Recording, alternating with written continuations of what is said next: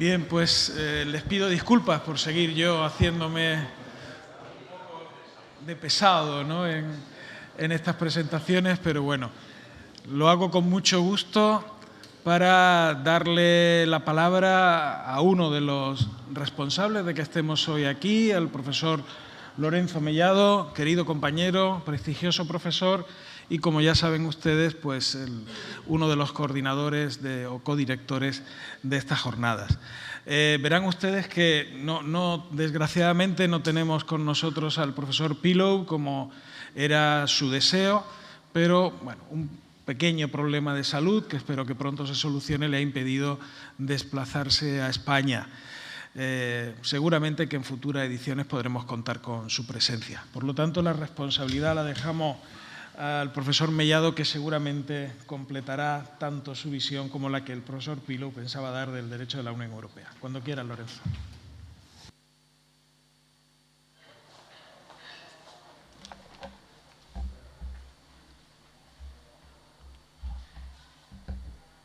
Bien, buenas tardes a todos. Lo primero, quiero dar las gracias. Esta mañana, en mi función de moderador, no me quería extender, pero ahora, como tengo un poco más de margen porque estoy yo solo, sí quiero dar las gracias. He dejado la primera diapositiva del PowerPoint, la plantilla que nos ofrecieron para, bueno, que tuvierais, pero lo tienen también aquí en los sitios, etcétera. Las entidades colaboradoras. Este congreso, este foro ha sido posible gracias, pues, a la colaboración desinteresada, como les decía, tanto de las tres universidades como de las instituciones que ven ahí. Lamentablemente, bueno, el profesor Cristian Pillow es muy conocido por muchos de los que estamos aquí, ha venido muchas veces aquí a Almería, pero lamentablemente por un problema de salud, como ha dicho el profesor Arana, pues no nos puede acompañar. Es una pena y mandamos recuerdos aquí, lógicamente, pero me va a permitir ir con un poco más de desahogo en cuanto al tiempo, pero voy a ser comedido y, sobre todo, poder abordar de una forma comparativa, porque, claro, él iba a hablar del marco comunitario del hidrógeno verde, aunque, como ven, la ponencia se titula Retos regulatorios del hidrógeno verde, y yo de marco interno. Pero yo le escribí y le dije, Cristian, no sé qué voy a decir porque no tenemos nada de marco interno, déjame algo. De esa forma, a nivel comunitario sí que hay algo, no hay algo tangible, no hay todavía una normativa vigente, pero sí que hay una normativa en avance que nos puede ser de utilidad.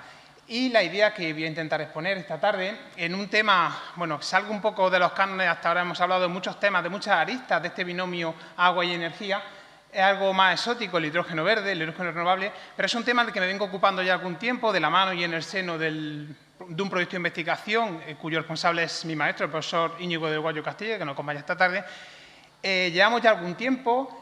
Creemos que tiene mucho más recorrido del que llevamos, sobre todo cuando empiece la legislación de verdad a aprobarse, y afortunadamente tenemos, bueno, en el área expectativas de poder seguir estudiando este tema en los próximos años.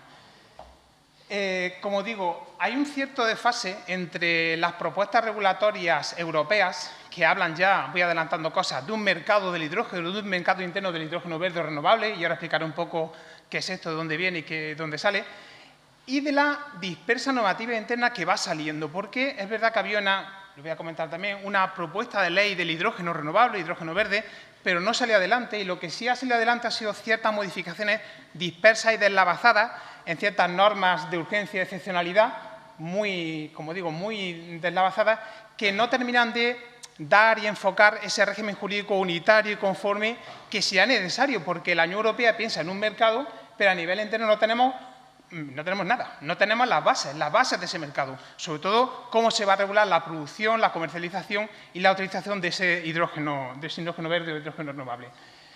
Como digo, me gusta empezar estas charlas, si puedo avanzar.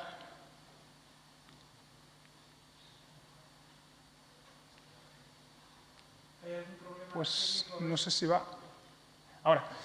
Me gusta con una pequeña fotografía, la he puesto ya alguna vez en alguna charla que he dado sobre hidrógeno verde, porque las estrellas están compuestas básicamente de hidrógeno, las reacciones químicas que se producen dentro de las estrellas son las que producen la luz. Eso denota el potencial energético del hidrógeno verde. Potencial energético unido a una serie de funcionalidades que voy a comentar ahora. ¿Por qué se habla que el hidrógeno verde? No soy científico, no sé si hablar del combustible eterno es una exageración, si el nuevo petróleo verde, va a ser la solución mágica para resolver todos los problemas de la descarbonización y la transición energética. No lo sé, no estoy seguro. Pero ¿por qué se habla del decisivo papel del hidrógeno verde o hidrógeno renovable en la transición energética? En el marco de la necesaria transición energética a la que se enfrentan no solo Europa, con los objetivos que marca la Unión Europea, todos lo hemos visto ya esta mañana, para 2050, de descarbonización, neutralización climática, sino en muchas áreas. Bueno, lo es no tanto por la revolución que significa, se habla de la revolución del hidrógeno verde, sino de las funcionalidades fundamentales, porque el hidrógeno es el primer elemento de la tabla periódica, es el elemento, como ven ahí, más básico, común, ligero y ubicuo del universo, por eso las estrellas, el Sol, están compuestos fundamentalmente de hidrógeno, sino de su carácter fundamentalmente estratégico. Es un recurso energético gestionable y versátil. Problema, no es un recurso extraíble. Se trata de pasar de una lógica de la extracción, como venimos hasta ahora, de la extracción de combustibles fósiles, de la extracción de minerales, a una lógica de la conversión. Antes pues era más fácil porque se descubría petróleo y se sostenía, gas, recursos. Ahora hay que convertirlo, hay que extraerlo. ¿Cuál es el problemilla del hidrógeno verde? Que hay que producirlo. No está en la naturaleza, no está como tal, no es una materia prima directamente utilizable. Tiene sus... Y de ahí esta mañana pues, se decía también que tiene algunas contras, y las tiene lógicamente, pero tiene, conforme vaya avanzando y madurando esta tecnología, unas grandes funcionalidades como les voy a comentar. Es un vector, por tanto, energético estratégico que coadyuvará necesariamente en ese proceso de transición energética y que permitirá contribuir a esos grandes 4 objetivos que ya han salido aquí en este foro y que son los objetivos clave que marca la Unión Europea para lograr esa transición para 2050 a una Europa cero emisiones o cero emisiones netas. Descarbonización de la economía, seguridad del suministro, asequibilidad y flexibilidad y proximidad. ¿Por qué? Porque el hidrógeno renovable verde, cuando es hidrógeno renovable verde, y ahora diré cuándo lo es, sí permite, lógicamente, pues, porque no produce emisiones, no produce residuos, contribuye decisivamente a esa descarbonización de la economía. Se trata de pasar no solo de los gases del gas natural a gases renovables, sino de la utilización de combustibles fósiles a un hidrógeno, a una nueva tecnología de cero emisiones netas para su producción. Aseguraría la calidad o la seguridad del suministro porque no dependeríamos tanto de dependencia externa, sino que cabría la posibilidad de su producción o su obtención a nivel interno, localizado, distribuido o local. En principio, y aquí empiezan las dudas, contribuiría a una mayor asequibilidad porque los costes serían menores, ahora no, pero se supone que conforme se vaya escalando en la producción de hidrógeno verde, los costes irán menores, conforme el precio de las energías renovables, que es lo que se utiliza para obtener hidrógeno verde, vaya disminuyendo, los costes de producción irán disminuyendo. En teoría, eso contribuirá a una mayor asequibilidad y accesibilidad a la producción o a la tecnología de hidrógeno verde. Y contribuirá a la flexibilidad y proximidad porque la gran funcionalidad del hidrógeno verde es su posibilidad de gestión, su posibilidad de almacenamiento, de transporte y de utilización más allá de las intermitencias de las energías renovables. Se permitirá producir hidrógeno verde, almacenarlo, en principio hay otras soluciones, pero en principio de forma subterránea, y utilizarlo cuando sea necesario.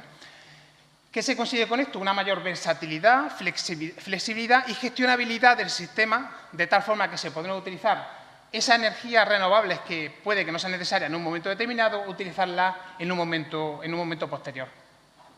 Con esto se conseguiría consolidar pues, ese nuevo modelo energético europeo que pretende la Unión Europea basado en las 4 Ds conocidas. La descentralización, aunque, como luego veremos, la Unión Europea plantea como 2 estadios o 2 escenarios, un estadio de mercado interno y otro estadio de producción descentralizada o distribuida.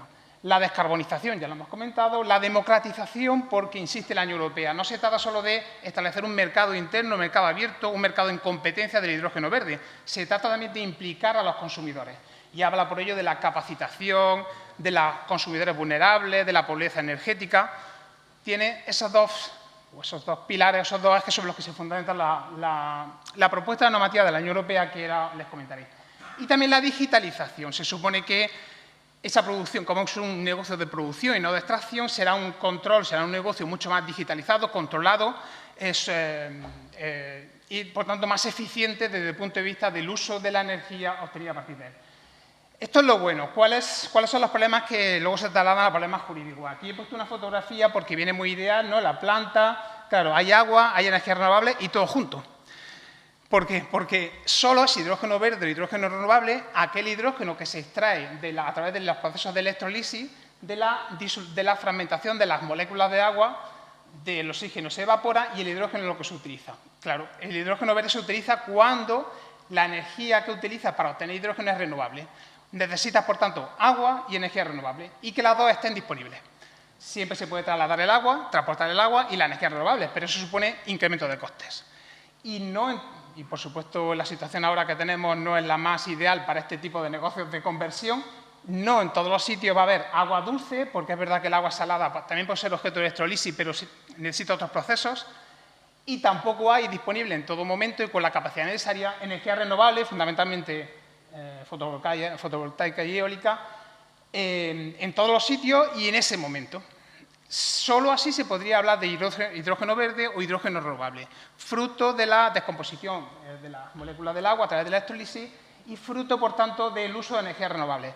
Hay otros tipos de hidrógeno, que es los que ahora se están ya utilizando, hidrógeno gris, hidrógeno rosa, hidrógeno marrón, pero son fruto de otras tecnologías que no utilizan energías renovables para su producción.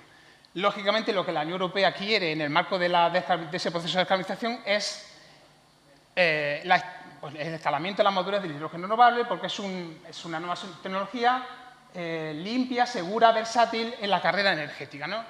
Porque supone utilizar energías renovables y permite una serie de usos en materia de industria, producción de electricidad, salud, a través de las pilas de combustión de hidrógeno para combustible, etc. Ante esta realidad, que es una realidad científica innegable, el problema es los costes y por eso no está todavía desarrollada y madura, la Unión Europea hace ya tiempo que viene trabajando sobre una respuesta estratégica. No hay todavía el paquete europeo sobre hidrógeno renovable no está ya aprobado, hay unas propuestas de finales de 2021, hay, bueno, en principio algunos grupos de intereses que son los que en principio han retrasado un poco la aprobación, y lo que hace la Unión Europea es marcar dos niveles, una respuesta a un objetivo a corto plazo y un objetivo a medio y largo plazo. El objetivo a corto plazo está claro, intentar reducir los costes de inversión y producción para producir ese hidrógeno verde a través de la utilización de energías renovables y conjunto con la innovación tecnológica en la economía de escala y permitiendo una cierta intervención pública proporcional en una primera etapa, lograr que se desarrolle esta tecnología de una forma mucho más avanzada de la que tenemos ahora. Siempre con una exigencia de requisitos que están presentes en las propuestas de directiva y reglamento que voy a comentar, garantías de origen, certificación, trazabilidad, normalización, etcétera, protección del consumidor y, en principio, un equilibrio entre el consumo de recursos naturales y la protección ambiental y climática implicada en la extracción del hidrógeno verde. Pero la Unión Europea va mucho más allá. La Unión Europea plantea en un segundo objetivo, en un segundo nivel, a medio y largo plazo, la articulación y creación de un auténtico mercado interior del hidrógeno renovable, un mercado libre a nivel comunitario de libre comercialización del hidrógeno renovable, garantizando, lógicamente, sostenibilidad, innovación energética, seguridad y igualdad entre operadores, pero un auténtico mercado. La Unión Europea no deja de ser un mercado, cree que esto puede, es el proceso de transición desde el gas natural a los gases renovables, contribuir no solo a la descarbonización, sino a la dinamización económica de la Unión Europea y plantea ese gran objetivo a medio plazo. Por tanto, coexistiendo dos niveles. Un nivel de mercado a nivel comunitario, de libre intercambio de hidrógeno renovable entre los países, a través de las interconexiones transfronterizas, y también mercados cerrados, mercados, lo que se llaman valles de hidrógeno, mercados localizados, zonas concretas donde se puede producir y autoconsumir y, por tanto, ahorrar costes el propio hidrógeno verde directamente. No son excluyentes, lo que pasa es que la Unión Europea plantea objetivos ambiciosos y plantea un marco regulatorio específico donde lo importante y lo que se basa es la competencia, la competitividad y el libre intercambio, siempre salvaguardando ciertos derechos, sobre todo de los consumidores finales, pero planteando ese gran objetivo ambicioso del libre mercado. Bueno, esto arranca de una serie, no me entienden con esto, una serie de estrategias, planes, etcétera, previos en la Unión Europea, apoyado en la Directiva incluso de energías renovables. Se hablaba de hidrógeno como vector estructural del sistema energético, consolidación del liderazgo de la Unión Europea en materia climática, ambiental, etcétera. Y lo que tenemos ahora, lo que avanzaba, es ese paquete europeo sobre hidrógeno y gas descarbonizado de diciembre de 2021. La verdad es que ese paquete son dos propuestas de una directiva y un reglamento un poco complejas, como recientemente hemos tenido oportunidad de estudiar en un libro colectivo que publicaremos dentro de poco, porque no solo se ocupa de esa transición hacia el hidrógeno verde, sino también de la transición del gas natural. Y bueno, se ocupa a la vez, como bien sabe el profesor del Guayo, logrando una cierta confusión en esa normativa comunitaria, que no sé si saldrá tal y como está. Lo que está claro es que la Unión Europea quiere establecer un mercado verde y competitivo del hidrógeno, un mercado abierto y competitivo, y que basa esa gobernanza energética en los resultados de la propia competitividad que se generará con el libre intercambio de hidrógeno verde. ¿Cómo incidirá esto en las 4 grandes dimensiones conocidas de la política energética europea? Pues, en principio, ese hidrógeno verde como nuevo vector energético flexible y gestionable contribuirá a la seguridad energética, ya lo hemos comentado, contribuirá a la eficiencia energética, dado que, en principio, contribuirá a una reducción o una moderación de la demanda con fuentes, en principio, con fuentes de carácter cíclico y regenerativo, porque la idea del hidrógeno verde no es tanto utilizar energías renovables para producir hidrógeno, sino utilizar los excedentes de las energías renovables. Se supone que habrá momentos, picos, donde habrá excedentes de energías renovables. De esa forma, conectando con los principios de economía circular, que también han salido aquí esta jornada, utilizar ese excedente de energía renovable para producir hidrógeno verde que se podrá almacenar y se podrá utilizar más adelante. En teoría. Los problemas son los que voy a comentar ahora después, que yo tampoco los tengo claros. Contribuirá a la descarbonización de la economía, porque ya sabemos todos que la energía más limpia es la que no se demanda, y en principio esto contribuirá a una menor demanda de energías convencionales, y contribuirá a progresar en la investigación, innovación y competitividad, en principio, pues, reducción de costes de cadena de valor, mejora del control y seguimiento, etcétera. ¿Qué dice la Unión Europea? La Unión Europea lo que quiere es adelantarse a la desfase regulatoria de los Estados. La Unión Europea entiende que es mejor regular ahora proactivamente para tener que evitar luego que los Estados, a través de sus regulaciones propias, creen barreras regulatorias. Y por eso se ha anticipado buscando o logrando esa seguridad jurídica y confianza de los consumidores en esa regulación. Quizá demasiado ambiciosa, porque todavía no tenemos industria del hidrógeno y ya se está pensando en un mercado del hidrógeno a nivel europeo, pero pensando en eso. Y, sobre todo, esa regulación y esa seguridad jurídica y confianza de los operadores debería basarse fundamentalmente en 4 grandes ejes. 1, la simplificación del concepto normativo y clases de hidrógeno. Ahora tenemos unas clases basadas en colores que dependen de la fuente de producción que se utiliza para obtener el hidrógeno. La Unión Europea dice, no, hay que utilizar un sistema de clasificación basado en una evaluación científica independiente que, dependiendo de esa evaluación, se tenga una clasificación jurídica uniforme y unitaria y que dé confianza en los intercambios.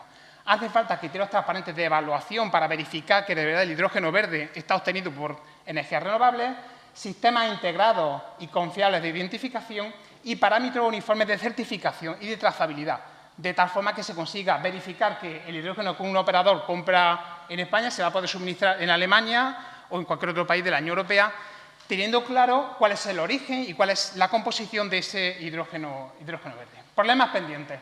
Bueno, no está claro, la Unión Europea incide mucho en la dimensión del mercado, incide mucho en que no son los sujetos del mercado, en las operaciones del mercado, en los derechos y obligaciones de los operadores, de los distintos sujetos que componen el mercado, pero no incide o deja la puerta abierta a otras materias que, en principio, bueno, pues tendrán que ser abordadas a nivel interno. Entre otras cosas, por ejemplo, cómo se regularían desde el punto de vista de riesgos, de evaluación de impacto ambiental, de ubicación territorial, etcétera, las instalaciones o plantas de obtención de hidrógeno, o como actividades energéticas o como actividades industriales. Dependiendo de su calificación, los requisitos, limitaciones y exigencias son muy diferentes.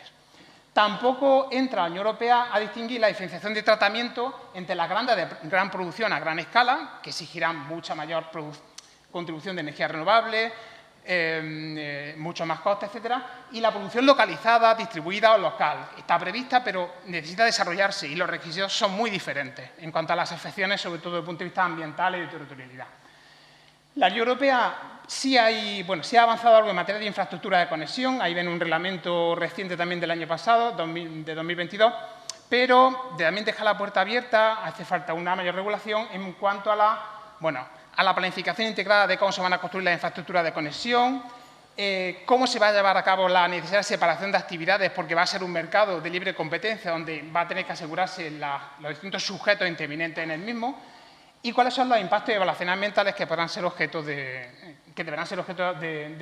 verificación antes de los permisos de las instalaciones productoras de hidrógeno verde. Situación a nivel interno. Como les digo, a nivel europeo lo que tenemos son dos propuestas de directiva y reglamento muy avanzadas, pero no aprobadas, pero que no entran en las fases previas, en los problemas internos que en principio se van a surgir. Bueno, y a nivel interno lo que tenemos es alguna previsión en la Ley de Cambio Climático y Transición Energética, que ya ha salido aquí, donde aparecen ya las referencias a los gases renovables, no solo hidrógeno renovable, sino también biogás y biometano, como complemento a tecnologías ya existentes y, sobre todo, insistiendo en la gestionabilidad de estos vectores energéticos, que es la gran baza. De hecho, se habla ya que el almacenamiento es un nuevo recurso energético. Solo el hecho de poder almacenar energías renovables ya es un recurso energético. Pues la gestionabilidad y la versatilidad del hidrógeno renovable es la gran baza de esta tecnología. Hay un par de PERTEs en materia de hidrógeno, hasta la fecha 2 convocatorias. Hay algunos planes estratégicos, hojas de ruta que no me voy a tener. Y había una propuesta de ley de hidrógeno renovable que se quedó en el tintero y que yo creo que no saldrá, sobre todo teniendo en cuenta, bueno, no ha salido por el grupo proponente. No sé en la próxima legislatura lo que podrá pasar. Pero que también se limitaba mucho a las cuestiones de mercado.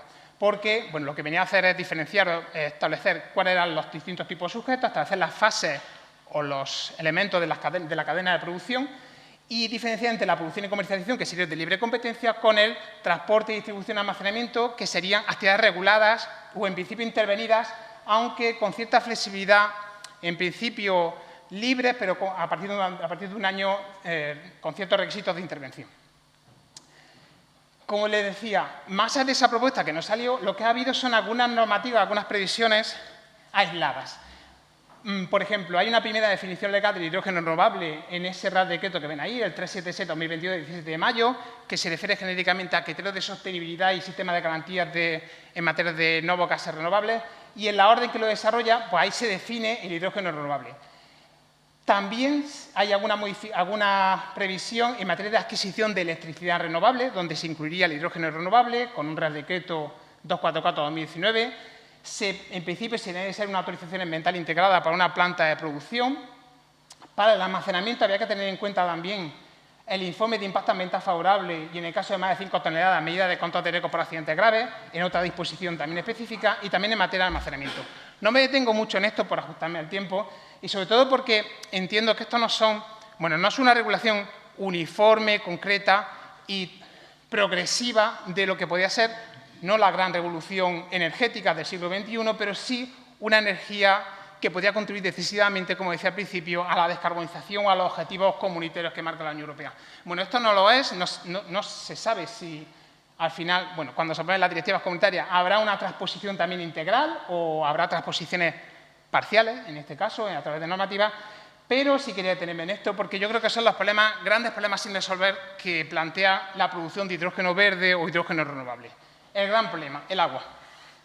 Desde esta mañana venimos hablando que ya no es que estemos en una crisis de agua junto con la crisis energética, es que estamos en una situación de emergencia hídrica. Claro, ¿cómo podemos plantear el problema del hidrógeno renovable? Es que sí, obtiene energía renovable, pero es que necesita un recurso escaso, frágil, irregular y ahora en emergencia. No se puede obtener de otros compuestos, pero es mucho más complicado. Lo que ahora se está planteando es a través de la electrólisis del agua, y hace falta agua. Cuando se solucione cómo se va a obtener el agua para obtener el hidrógeno renovable, habrá que ver qué títulos habilitantes se exigen para el consumo de agua. En principio tendrá que ser una concesión administrativa porque será un uso consultivo, pero claro, teniendo en cuenta la flexibilización y simplificación de las autorizaciones ambientales en materia de instalación de parques de producción de energía renovable, pues lo mismo a un título mucho más liviano, no se sabe. Yo creo que deberá ser una concesión administrativa porque será un uso consultivo. Habrá que aclararlo.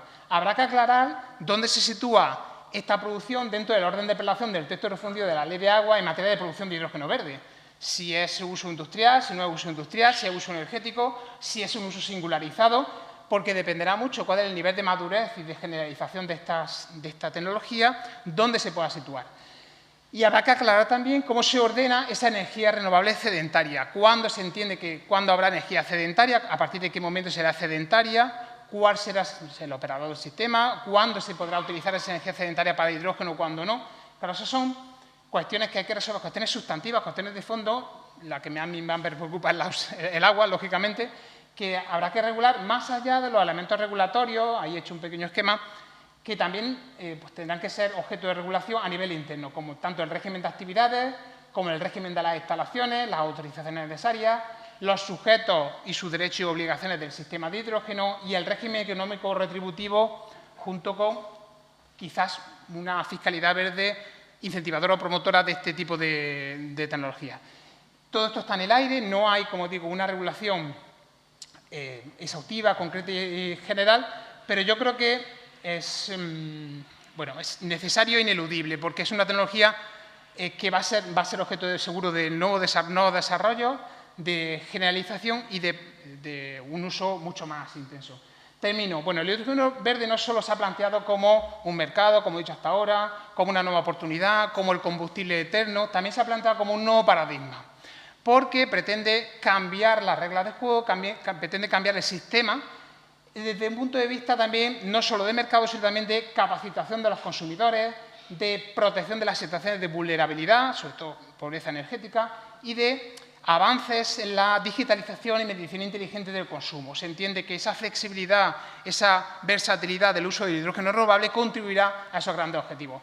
La Unión Europea se apoya en esos dos pilares, por un lado la construcción de un mercado, promoción de un mercado, pero también no olvidar, esta mañana se hablaba, en este caso no es tanto soluciones de transición justa, sino soluciones de compensación o de matización de las soluciones de mercado, porque la Unión Europea hace ya tiempo que viene hablando de que se trata de ir más allá del mercado. La energía no es solo regular el mercado, los operadores del mercado, sino más allá del mercado. Lógicamente hay que tener en cuenta el consumidor final, los derechos y necesidades del consumidor final para lograrlo. Voy terminando. Esto no es, esto es ya, no es una utopía. Esta mañana se decía 2050, pero es que para la Unión Europea 2050 es un pestañeo. La Unión Europea va marcando pasos porque para ella, para nosotros parece lejano todavía conseguir los objetivos de 2050, pero para ella no lo es tanto, ¿no? En el año 1874, en 1875, porque por entonces eran fascículos los libros, Julio Verne ya decía, en la novela La isla misteriosa, decía: creo que un día el agua será un carburante, que el hidrógeno y el oxígeno que lo constituyen, utilizados solo o conjuntamente, proporcionarán una fuente inagotable de energía y de luz, con una intensidad que el carbón no puede. Dado que las reservas de carbón se agotarán, nos calentaremos gracias al agua. Ahora tenemos que plantear también hasta cuándo nos llegarán las reservas de agua. El agua será el carbón, no lo dice ahí, el carbón del futuro. Creo que esta visión, casi anticipatoria, ¿no?, en el año 1874 de Julio Verne, nos puede llevar hoy, en el año 2023, a sostener que el hidrógeno verde, si no es la gran revolución del futuro o ese combustible eterno del que se habla, sí puede coadyuvar a lograr esos objetivos de transición energética que marca la Unión Europea. Todo depende de cómo se regule, lógicamente. Muchas gracias.